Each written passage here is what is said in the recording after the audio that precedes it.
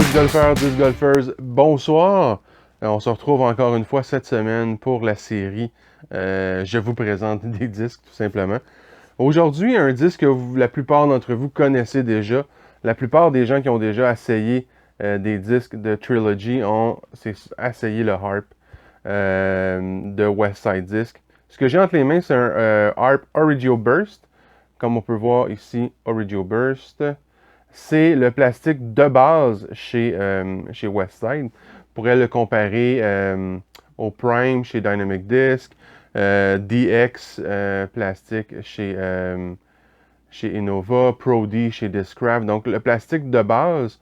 Donc peu importe la compagnie, ça veut toujours dire deux choses. Donc excellente grip. La grip sur ce disque-là est vraiment super bonne. Par contre, quelque chose qui peut quand même devenir un avantage à la longue, c'est qu'il va s'user plus rapidement que le même disque, mettons, en plastique VIP ou Tournament. Par contre, s'user ne veut pas dire ne plus être utile, au contraire.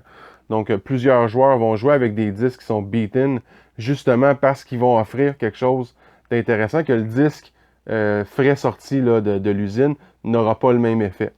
Donc, qu'est-ce que le Harp? C'est un mi-chemin entre un mid-range et un putter. D'ailleurs, si on regarde sur le stamp, c'est marqué PDGA Approved Mid-Range Putter. Donc, c'est vraiment un disque d'approche. Plusieurs joueurs vont l'utiliser comme throwing putter. Beaucoup moins, ils vont potter vraiment avec celui-là.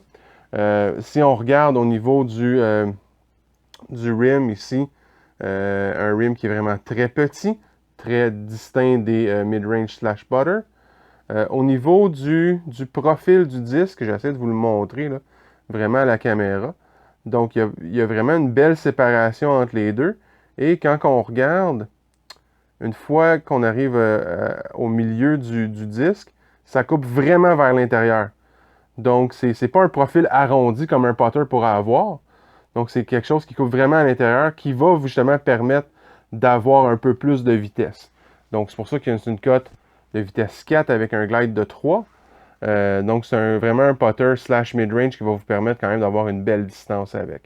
Le Harp, je l'utilise dans mon sac présentement. Moi, je l'ai en plastique VIP.